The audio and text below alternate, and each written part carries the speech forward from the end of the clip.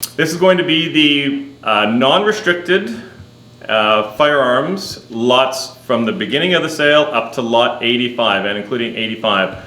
And the first few are going to be out of order because they're box store specific, and then we're going to get into order as well there. This is for the December 12th, 2020 Wards and Haynes Firearms Auction that is bidding right now, and we're going to give you a quick cycle through. So lot number 83, of course, is a feature piece in the sale on the Accuracy International in 338 Lapua. It's got a little bit of use on it, but you know, the person that brought it in indicated it was not a lot. The person has consigned before and bought before. I have no reason by talking to him or looking at it that I would expect that there's anything other than that being the truth. So again, not a lot of use. Absolutely wonderful piece. The case that it's sitting on does come with it, and as much as it's not a true custom, you know, Accuracy International's case, it is fit inside with foam for it, and so you're gonna definitely buy that one with confidence. The commemorative pieces we have in the sale, I'm gonna turn that over because it does has the person's name on that consigned it, because he's also the original buyer. So it comes with the little placard from Winchester and whatnot. Lot number 19 on this one with the fitted wooden case, and what an awesome piece. And obviously never fired, and virtually not handled. Lot number 20, some people call it the father and son set, but it's the limited to, is it 1,000 I think it is, of the two pieces in the custom set. Look at the deluxe wood and the gold tone finish on that. Obviously never been fired. I mean, heck, they've hardly been handled. So that's the set of two of 1,000. On the another one here on the Winchester Commemorative, and again, just wonderful pieces in their fitted cases in some cases. This one's the Diamond Jubilee with the actual diamond front sight, and it doesn't have the medallion in the stock because it has the Alberta shaped placard here with that medallion in it. So the non-deluxe that doesn't have the diamond in the stock, in the sight, has the medallion in the stock. Northwest Territories piece here, we have a couple of those in the sale, maybe even more than a couple. And then this is a Winchester shotgun.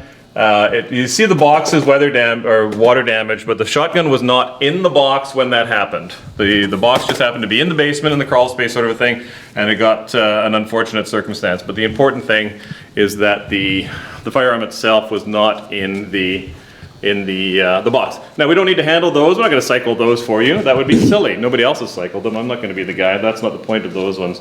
The rest of these, as we go through, we're going to try and go quickly, but I just want you to hear and watch the actions and so on when possible. Number 6, this one has very little use. 20 gauge and 22 long rifle.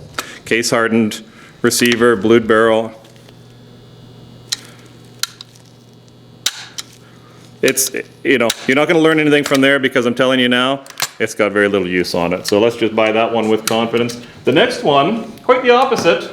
We have put a camera down. We know it's not loaded. We know none of these are loaded. In this case, we had to put a camera down because we cannot, I mean, it is a solid connection. That's not like the firing pin. Sometimes if the firing pin is jammed in there, this one is not jammed in there. It's sitting outward. So I don't know why we can't get it open. The fore end is missing. So this is a bit of a project. That's what I'm saying there. Number 9 on the Remington.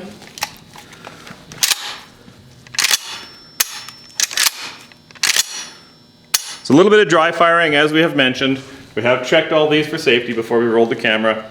And you know, again, as I've mentioned a million times before, if we had a live viewing, or if you were local and you were coming, we wouldn't let you dry fire them anyhow. Just me doing it once or twice is different. This one is a really fun piece. It's like a faux military, full wood, tube fed, 22. The front sight, we're gonna be bouncing all over with this camera, so hopefully, give us some feedback too. The front sight has a multi-position. I'm gonna look into this because I'm not familiar with this one. Front post, it's all loose and wiggly. It needs a little bit of work. We put that in the catalog, but I think it's supposed to be so that you can have different different front sights on it. And then it's fitted with that little Weaver scope as well. So that one's fun. Number 10 on a Remington as well. This one's got some rub marks from where clearly the bolt was rubbing on the front there. Not exactly sure why. That seems a little unusual. We did put photographs of that on the site.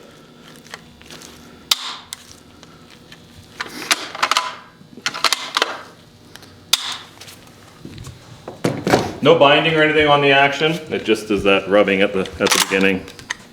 This one feels quite nice. Positive lockup.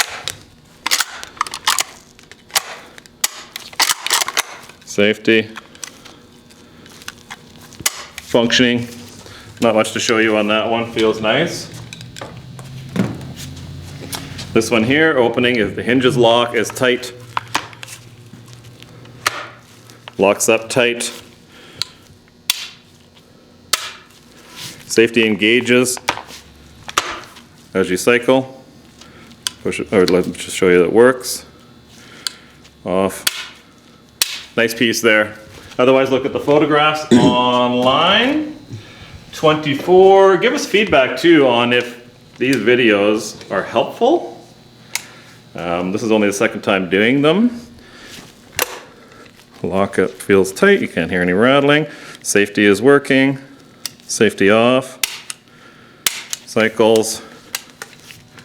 Safety's back on.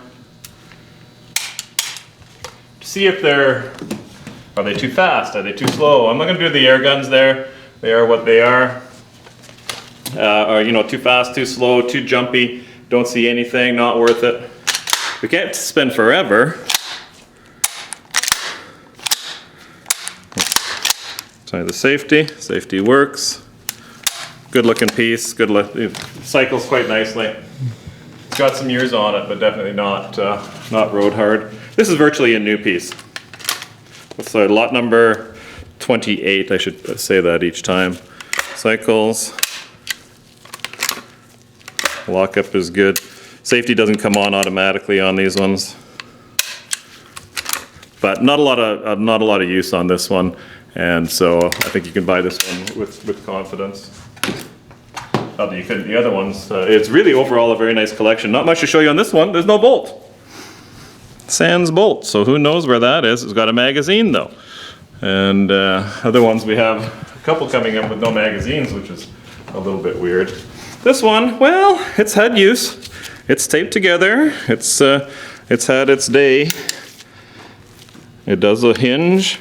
It locks up. A little bit of a fight, but that's more my manipulation of it. Let's do that hinge one more time. Open, closed, and again, I don't want to do it a disservice. There you go. Just the way I was holding it.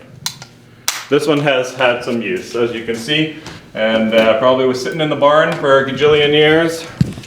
Same as this one. Lot number 31. It's loose, but it has a lot to do with the type of manipulation. I don't want to take it apart. Well, I don't have a bench, it'll fall right over, but that little pin is what holds it together. Really easy to take it apart, but it also means that it's easy for it to wear. Couple of dry fires there is all. So look at the pictures for details. Now that you've seen it and watched it. On the semi. Lot number 32, just so you can keep up.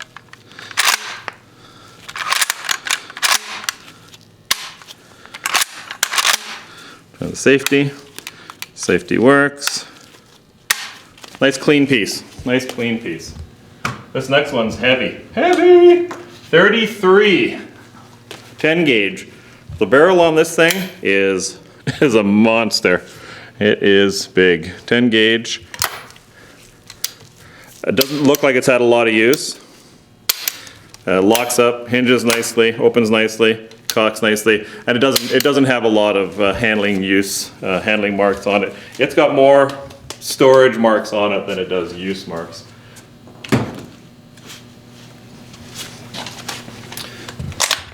This one is lot number 34, 20 gauge. Opens up. Both hammers going, so the safety doesn't come on automatically. Safety does work. single trigger. Nice piece. Locks up, there's no rattling, feels good. Feels good. Muzzle loader for the next one, modern. This is, sorry, lot number 35. Let's keep up. You can see it's got some use, dirt on it there. But certainly these things really never get overused because they're so slow. You know, I've watched the guys at the range sometimes, 3 or 4 guys that have probably been shooting together for 50 years, and they don't shoot 6 rounds all afternoon, but they sit there loading those up and talking. Little 22 single shot. I'm not going to necessarily drop the hammer on it. I'll just ease it a little bit. But it's good positive lock. Like it's working quite nicely. It's not all corroded up. Like this has been stored nicely, taken care of nicely on the little cooey. This is 36. You know, tiny little bit of rust on the bolt there, surface rust. It's minor compared to what these are typically like, right? So this is quite a nice little, quite clean piece. Number 37 on the Mossberg bolt action. It's a mag-fed repeater. This one, bear with me.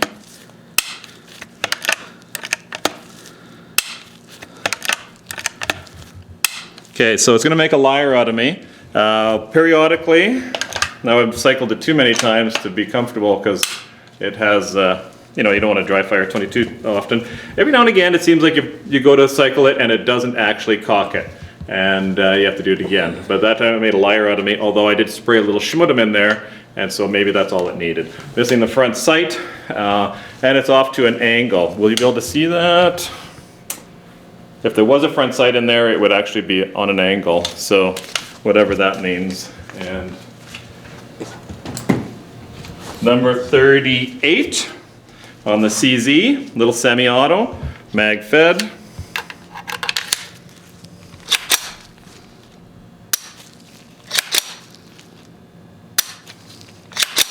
No reason to think there's anything to be concerned with there. Cute, cute little gun, little mag-fed piece. Number 39 on the Browning. More use and handling marks.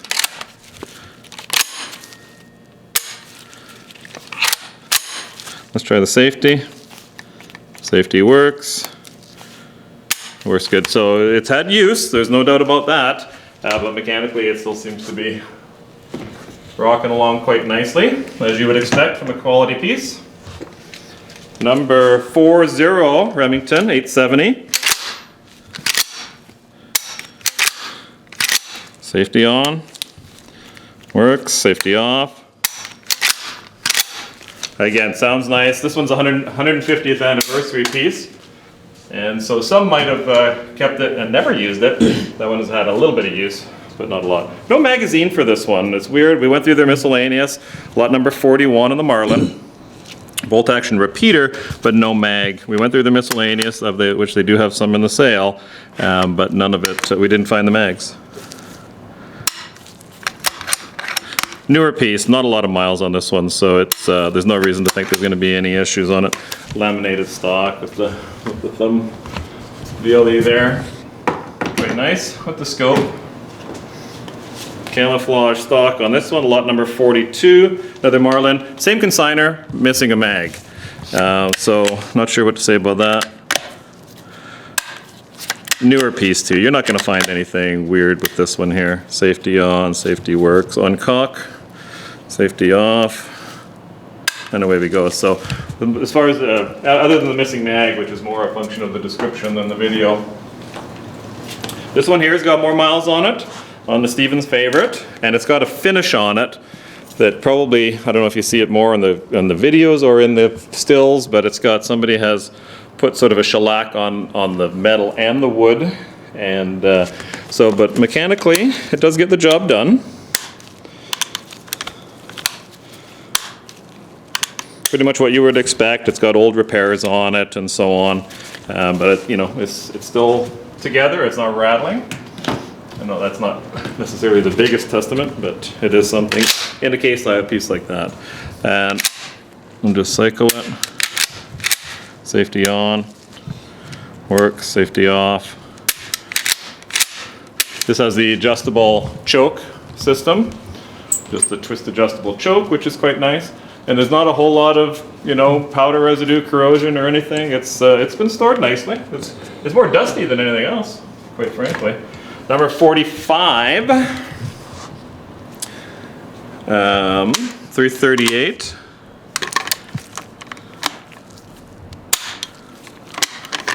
You know, feels nice. Safety on. No, it's working. Safety off.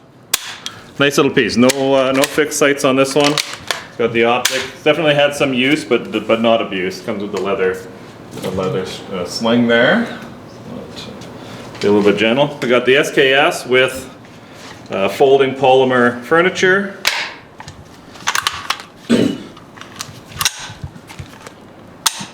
It's got stuff in there. I think it's just some, you know, packing, cardboard, schmutz kind of a deal. It doesn't look like it's had, you know, like a lot of these. It's a surplus piece that didn't get a lot of miles on it afterwards. Works quite nicely. Got the magazine that'll be pinned. It's got the folding bayonet. So no surprises there, and kind of a fun little folding stock. Number 47. What number? 47.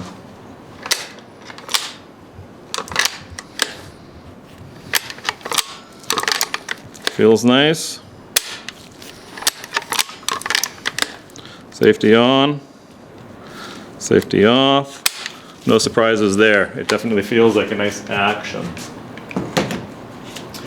Number 48 on the Ruger 7722. Mag fed. There is a mag on this one, and this seems like a newer piece with not a lot of use. I don't see any evidence of much in the way of use on this one. And just do it a couple of times. Do the safety on, safety off.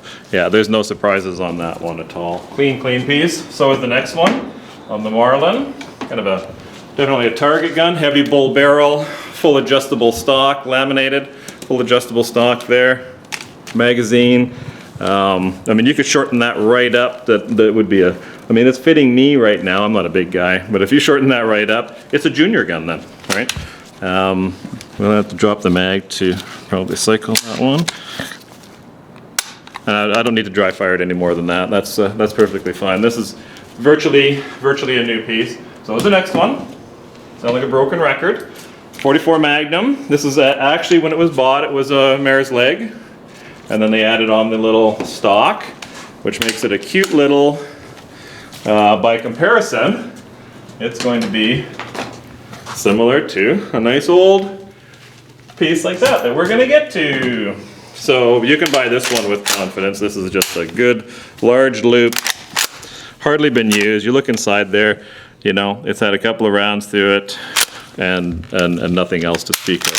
So what a fun little short-barreled rifle, and you do get the mare's leg stock to go along with it as well. And then this one is a 20 gauge. Little piece for in the boat, maybe? Is that even legal? I don't know. I'm not a fisherman. Probably is, as long as you're not running around loaded. 20 gauge though. It does have, I think because of the way that this pistol grip goes on, it's just a little bit awkward in the operation of the action release, but it even says on there verbiage to use with the thumb only. And that's because I think when it's got the full stock, it's a bit more accessible with your finger, but in this case, it's only with the thumb. That's minor. I mean, it doesn't mean anything, whatever. Virtually new. Nothing to report on that one. Number 70 CIL hinge brake. Felt locked up tight. Opens easily. Locked up tight. Feels good. Nothing to report on that one. It definitely does not look to have any issues to speak of. 71 sported Enfield. Nice action. Doesn't have a lot of signs of use, so I think it's a newer one. Safety on. Safety off. The sight is positive, you know, good spring action on there. So it really doesn't look like it's certainly not been abused by any stretch of the imagination. Number 72 on the Weatherby. This one's got an aftermarket flash hider and quite a nice one. This is 300 Win Mag.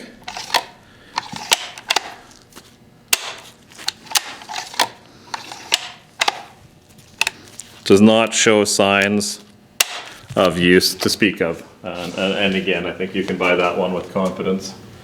The next one's got some storage use marks on it, 73 on the Winchester. It's also got a bag of chokes and whatnot. It's got removable chokes. It's got, you know, rubs and stuff. That this type of finish, this black finish, is not as durable as a heavy vintage blued finish, so you're going to see more marks on it for sure. But you know, that's not the end of the world by any stretch of the imagination.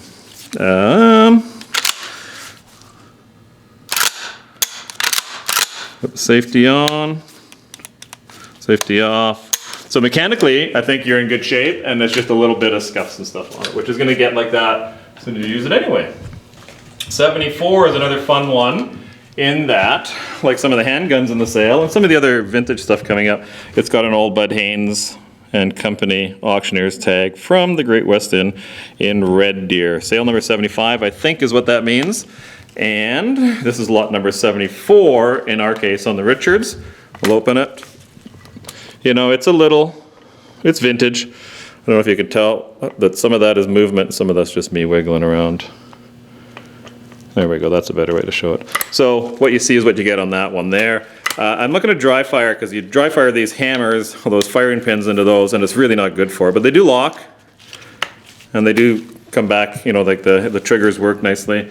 It's had repairs on it and whatnot. So this is more of a, you know, your wall hanger type thing. 75 on the Mauser. This is a Nazi marked Mauser. Look at the description and the photographs for that. But let me cycle through.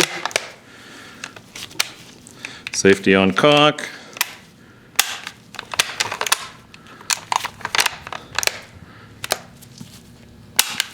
Sight stays, you know, good positive engagement on that. And so kind of what you see is what you get. Dark finish.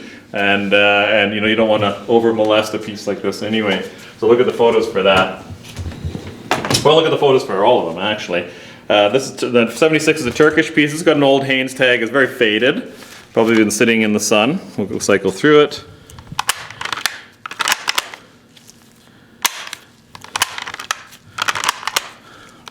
Safety on cock.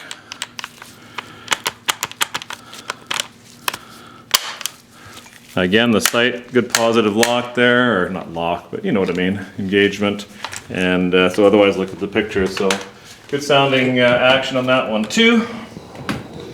Another Haynes tag, old Haynes tag, lot number 77 this time. This one's a little fiddly, and it is a shotgun, I thought so. So it's a little fiddly, you gotta cock it and then open it. And the action, the breech block does slide a little bit there, you can lock it. And if the firing pin is forward and you're trying to open it, you're like, what the heck's going on? And it's because that is quite in the way, like it sticks out quite a bit there. And so definitely an interesting piece. And I won't drop it on there because, you know, it's just not good for that type of thing, but it locks and the trigger works nicely. And so that a little bit loose, but I think no looser than you would expect that to be. Number 78 from the Gustavs. Feels smooth. Safety on cock. Cycles quite nicely. Sight is a positive. Trying to zip through them to see what we think, and we'll evolve, hopefully with some feedback, but on if these are gonna work, if they need to be a lot less product. I'll tell you what they need to be for sure is done sooner. There's safety on cock. Very nice. Good positive action on the the sight, and it's not all beat up or anything. Nice looking piece. So as moving forward, we'll maybe try to do more product-specific videos in between sales. Okay, let's watch this one. Sorry, lot number 80 on the Vitterly.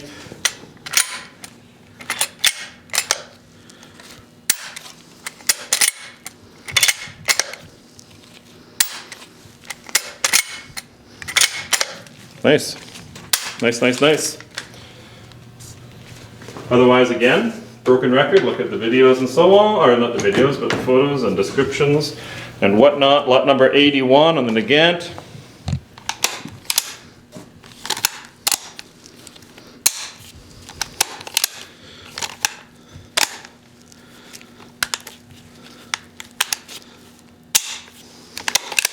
Nothing to report there, feels good and smooth and crisp.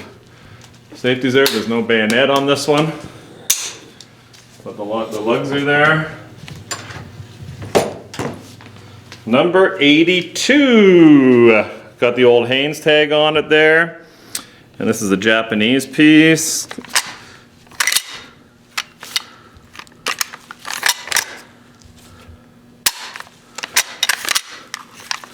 It just sounds like what an old military rifle should sound like. Yeah, no surprises there. Positive action on that. Now then, lot number 84 on the Trapper. And so our Rossi was sort of the modern day Trapper, but cycles through. This is the one that we marked in the catalog as being welded in the tang, so you can see the mark there. The photo is probably better. There's also a copy of the Cody letter. To the main thing is that it tells you for sure that it was a 15-inch barrel right from the factory. What an awesome piece. Absolutely awesome piece. And last on this little string, lot number 85. Virtually new, it's the opposite of that one because it's new. On the Remington, this is a 22. It's a little semi-automatic. I think these, if I'm not mistaken, you can shoot shorts, but it won't cycle. You have to do it sort of as a bolt action if you're using shorts. I'm pretty sure is tube fed, and if you're using the long rifle, then it'll cycle. Don't quote me on that one on this video. But this is virtually new. So again, thanks for watching on that video. We're going to carry on as we go. I know we're almost, we're well into the bidding as we're doing these. And so moving forward, we'll try to do them sooner. But give us some feedback on them anyhow. So thanks for watching. I'm Brad Ward on behalf of the Wards and Haynes. Phone the office, 780-451-4549. Thanks.